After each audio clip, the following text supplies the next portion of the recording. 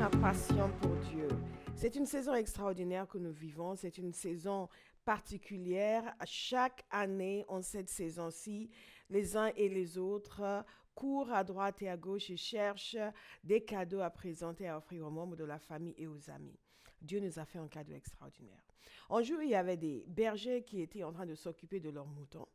Et j'ai entendu quelqu'un par ailleurs parler du fait que ces bergers ne devaient pas trop être contents d'être là parce que à l'époque les bergers, ce n'était pas le travail choisi, préféré de tous, et donc ne devaient pas certainement être exaltés ni excités à l'idée de passer la nuit à s'occuper de moutons. Et Dieu choisit toujours qui il veut toucher et à qui il veut faire son annonce et à qui il veut parler. Je ne sais pas où vous en êtes aujourd'hui, si par ailleurs vous êtes dans une situation qui ne vous plaît pas trop, quelque chose dans cette saison, vous êtes en train de poser des questions par rapport à votre vie, sachez que là où vous êtes, Dieu va vous toucher. Il n'est pas nécessaire que vous soyez exalté, heureux, satisfait de tout pour que Dieu vous touche. Dieu vient vous toucher là où vous êtes. Maintenant, pour continuer avec notre histoire. Ces bergers étaient donc en train de faire leur travail la nuit et voici qu'une annonce extraordinaire leur est faite. Regardez avec moi dans Luc chapitre 2. Luc chapitre 2, verset 8. Il nous a dit qu'il y avait dans cette même contrée des bergers qui passaient dans les champs les veilles de la nuit pour garder leur troupeau. Et voici un ange du Seigneur leur apparut, et la gloire du Seigneur resplendit autour d'eux. Ils furent saisis d'une grande frayeur. Une grande frayeur. Vous imaginez, si vous étiez à leur place, vous seriez saisis d'une grande frayeur. Tout d'un coup, l'atmosphère change, il y a une gloire céleste qui se manifeste. Et qu'est-ce qui se passe? Il nous a dit ici, mais l'ange leur dit, ne craignez point. Car je vous annonce une bonne nouvelle, qui sera pour tout le peuple le sujet d'une grande joie. C'est qu'aujourd'hui, dans la ville de David, il vous est né un sauveur. Il vous est né un sauveur, qui est le Christ, le Seigneur. Et voici à quel signe vous le reconnaîtrez. Vous trouverez un enfant emmailloté et couché dans une crèche. Il y aura tellement de choses à dire sur ce passage. Pendant notre temps de prière aujourd'hui, nous avons passé un moment extraordinaire à prier par rapport à ce passage et j'avais vraiment à cœur de partager ça avec vous en cette saison de Noël. Qu'est-ce qui nous est dit ici? L'ange est venu, a commencé à parler avec ces bergers qui étaient là la nuit, certainement auraient préféré être dans leur lit et on fait une annonce extraordinaire. L'annonce est celle-ci, un sauveur vous est né. Qu'est-ce que nous fêtons à Noël? Nous fêtons la naissance d'un sauveur. Un sauveur vous est né. Et ce qui m'a frappé dans ce passage, c'est que Jésus est décrit comme le sauveur. Et je veux que nous prenions la mesure de ce mot, le sauveur. Le sauveur. Il n'est pas décrit comme un grand prédicateur. Il n'est pas décrit comme notre ami. Il nous dit, il y a un ami qui vous est né. Il y a un compagnon qui vous est né. Oh, il y a quelqu'un qui est né qui est vraiment super sympa. Il y a un grand enseignant qui est né. Il y a un grand prédicateur qui est né. Il a dit, un sauveur vous est né. En réalité, c'est la mission de Jésus. Et je veux que quelqu'un saisisse ce mot aujourd'hui et commence à l'appliquer dans sa vie. Pour dire, le sauveur est né, son salut va se manifester dans ma vie. Son salut va se manifester dans tous les domaines de ma vie. Je veux que quelqu'un aujourd'hui se réveille et se révolte contre les circonstances de sa vie, contre même son incrédulité, contre les péchés dans sa vie et qui disent, un sauveur est né. Et parce que le sauveur est né, ma vie doit changer. Parce que le sauveur est venu, son salut, je vais le recevoir pleinement et il doit se manifester dans ma vie. Et vous savez ce qui s'est passé? Dans Matthieu chapitre 1, il nous est dit que lorsque Joseph avait eu vent du fait que Marie était enceinte, il avait pensé se séparer d'elle discrètement. Mais Dieu est intervenu. Et qu'est-ce qu'il nous a dit ici? Dans Matthieu chapitre 1, il nous a dit au verset 20, comme il y pensait, voici un ange du Seigneur lui apparut en songe et dit, Joseph, fils de David, ne crains pas de prendre avec toi Marie, ta femme, car l'enfant qu'elle a conçu vient du Saint-Esprit. Elle enfantera un fils et tu lui donneras le nom de Jésus. C'est lui qui sauvera son peuple de ses péchés. Cette annonce avait été faite à Joseph Parce que Joseph avait pensé qu'il devait se séparer de Marie parce qu'il avait su qu'elle était enceinte et que cet enfant ne venait pas de lui. Mais Dieu, lui, qui avait annoncé la naissance de l'enfant, Dieu, lui, qui avait amené l'enfant à l'existence sans la participation de Joseph, savait exactement ce qu'il allait faire et savait où il voulait en venir. Et là où il voulait en venir, c'est pour vous et c'est pour moi. Et cette saison de Noël, je veux encourager quelqu'un à aller au-delà des cadeaux que nous faisons aux membres de la famille, aller au-delà des festivités, aller au-delà de la bûche de Noël, aller au-delà du sapin de Noël et se poser réellement la question, est-ce que je connais ce sauveur qui est né? Dieu est donc intervenu auprès de Joseph et lui a fait comprendre que cet enfant qui allait naître allait sauver son peuple de ses péchés. Alors lorsque nous parlons de Jésus comme sauveur, la première chose qu'il faut noter, c'est qu'il nous sauve de nos péchés. Alors certains vont dire, oui, mais tu ne sais pas ce que j'ai pu faire. Vous n'imaginez même pas quel genre de vie j'ai pu vivre. Jésus nous sauve de nos péchés. Et qu'est-ce que ça veut dire, il sauve de nos péchés? Il sauve de nos péchés, il nous amène, il nous permet de recevoir le pardon. Et la parole de Dieu est claire sur le fait que quand Dieu pardonne, Dieu pardonne. Dieu ne pardonne pas comme les êtres humains. Et je pense qu'il y a quelqu'un qui est en train de regarder aujourd'hui, qui regardait cette émission et regardait ce clip, qui a besoin d'être pardonné. Je veux vous encourager, donnez votre vie à Jésus, recevez le pardon. Et si vous avez donné votre vie à Jésus, considérez que vous êtes pardonné. Parce que la parole de Dieu est claire sur le fait que Jésus est mort pour nos péchés. Il est venu sur terre pour mourir pour nous. Et le but, c'est que nous puissions être pardonnés de nos péchés. Il est celui qui va sauver son peuple de ses péchés. Lorsque cette déclaration a été faite aux bergers, ils étaient tout étonnés. La gloire de Dieu a resplendi. L'ange a fait la déclaration. Ensuite, l'armée céleste a intervenu et des chants extraordinaires. Et vous n'entendez peut-être pas des chants extraordinaires en ce moment. Vous ne voyez pas un ange en ce moment. Mais je vous annonce que le Sauveur est né. Je vous annonce que celui qui sauve des péchés se présente à vous aujourd'hui et se présente à vous aujourd'hui et frappe à la porte de votre cœur et vous offre le pardon des péchés. Il sauvera son peuple de ses péchés. Non seulement il offre le pardon des péchés, mais il nous offre la capacité de dominer sur le péché. La parole de Dieu nous dit clairement que le péché n'aura plus de domination sur nous. Et parfois, nous voyons des gens qui ont reçu le salut et qui ont reçu le pardon de leurs péchés, mais qui se laissent encore dominer par les péchés. Vous êtes peut-être dans ce cas. Et je vous annonce aujourd'hui, c'est le jour du salut. Un sauveur nous est né. Jésus nous sauve, il nous pardonne, mais il nous libère également. Il nous libère de l'emprise des péchés. Et je déclare sur quelqu'un aujourd'hui, c'est votre jour de libération. Recevez cette parole alors même que je fais ces déclarations. Et ne me dites pas, oui, mais pasteur, vous ne savez pas comment je vis, vous ne savez pas le genre de péché qu'il y a dans ma vie. La parole de Dieu nous dit ceci, il sauvera son peuple de ses péchés. Jésus vous offre le salut aujourd'hui. Acceptez ce salut. Dans tous les domaines de nos vies, nous avons besoin d'être sauvés. Le salut que Jésus nous donne s'applique à tous les domaines de nos vies. Je veux vous encourager aujourd'hui, notez les domaines de votre vie où vous voyez encore que vous êtes sous l'emprise du diable et décidez que ça va s'arrêter. Parce que Jésus nous sauve de nos péchés en nous accordant le pardon. Il nous sauve de nos péchés en nous permettant de dominer sur le péché. Qu'est-ce que ça veut dire, le sauveur? Le sauveur nous est né. Il nous sauve des péchés, mais il nous sauve aussi des conséquences du péché. Qu'est-ce qui a fait que l'homme a été séparé de Dieu? À cause du péché.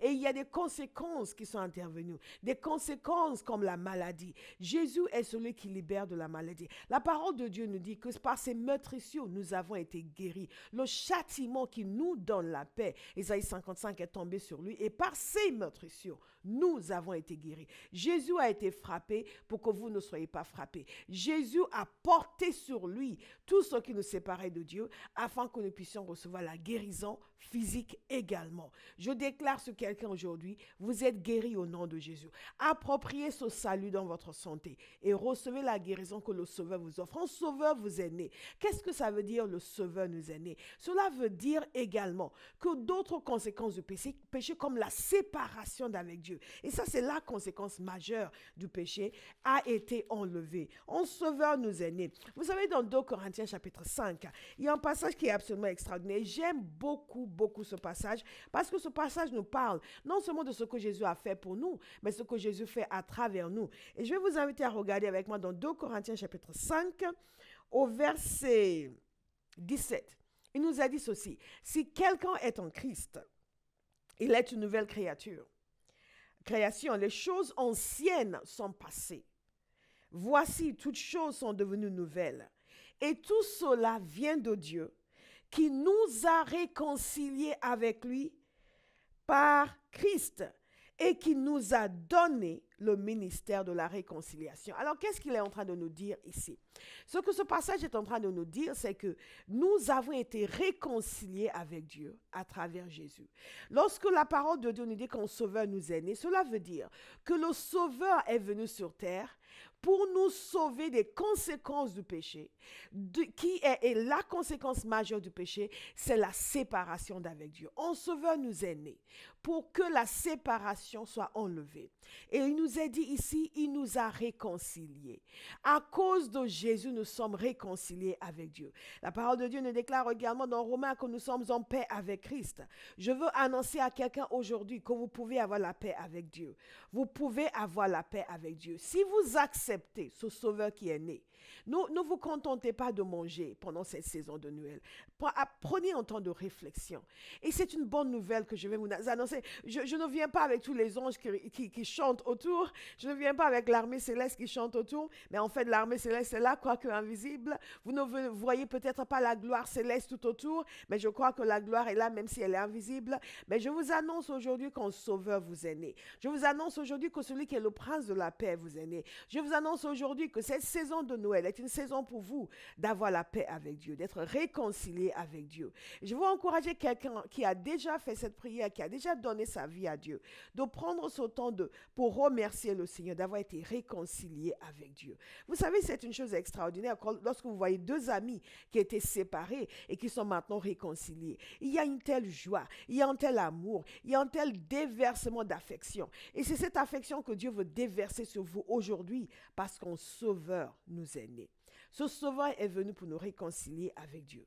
Ce sauveur est venu pour nous sauver aussi d'une autre conséquence du péché, et c'est l'emprise du diable sur l'être humain. Je veux que quelqu'un regarde avec moi dans Ésaïe chapitre 9. Dans Ésaïe chapitre 9, il y a un passage merveilleux, merveilleux, merveilleux. Merveilleux, mais plus que merveilleux, extraordinaire. Il y a un grand passage, il y a un passage puissant. Il y a un passage qui représente en réalité une prophétie messianique. Et une prophétie messianique, c'est une prophétie qui annonce la venue du Messie, donc qui annonce la venue de Jésus. Et regardez dans Ésaïe chapitre 9, il nous a dit ceci: le peuple qui marchait dans les ténèbres voit une grande lumière. Sur ceux qui habitaient le pays de l'ombre de la mort, une lumière resplendit. Une lumière resplendit. Je veux annoncer à quelqu'un aujourd'hui que la venue du Sauveur, c'est la venue de la lumière. La lumière de Dieu resplendit pour vous aujourd'hui. Est-ce que vous allez l'accepter? La lumière de Dieu est venue dans vos ténèbres. Vous savez, quand je n'étais pas encore converti, je n'aimais pas qu'on me parle de ténèbres. Je rencontrais des chrétiens qui me disaient que j'étais dans les ténèbres et j'étais très agacée par cela, parce que je trouvais que c'était un peu pompeux de leur part, c'était un peu, ils se prenaient pour qui, pour me dire que moi, j'étais dans les ténèbres, mais j'étais dans les ténèbres. Et un jour, un ami m'a posé cette question, après que moi, je sois venue à Christ, donc tu penses que je suis dans les ténèbres? Et je lui ai dit avec tout l'amour que j'avais en moi, que c'est la vérité. Lorsque nous disons qu'il y a des ténèbres et la lumière, en fait, si quelqu'un vous dit que vous êtes dans les ténèbres, ne le prenez pas mal.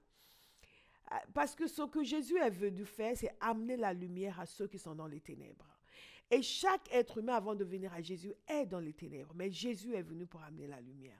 Et c'est ça la nouvelle de Noël. La nouvelle, ce n'est pas que l'être humain est dans les ténèbres. La lumière, c'est que Jésus est venu apporter la lumière. La nouvelle, c'est que Jésus est venu apporter la lumière. Et cette lumière est venue jusqu'à quelqu'un qui me regarde aujourd'hui.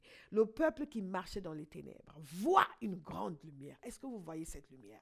Un sauveur nous est né. Sur ceux qui habitaient le pays de l'ombre de la mort, une lumière resplendit. Tu rends le peuple nombreux.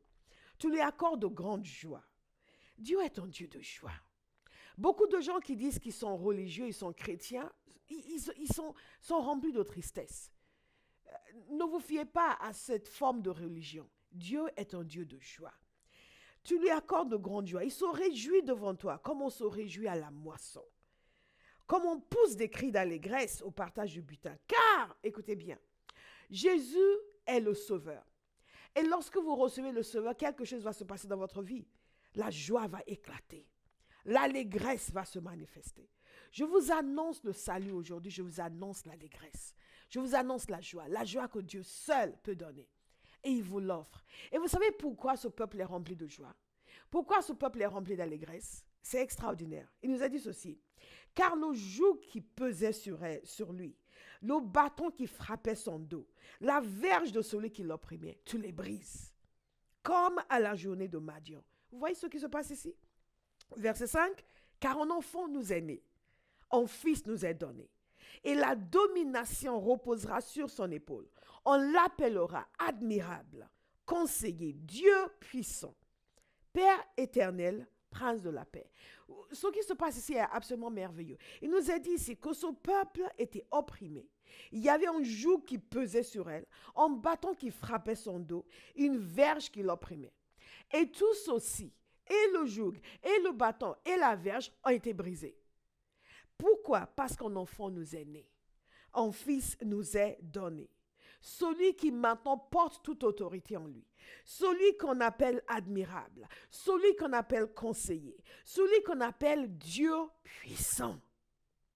Celui qu'on appelle Père éternel et qu'on appelle le prince de la paix. Un enfant nous est né.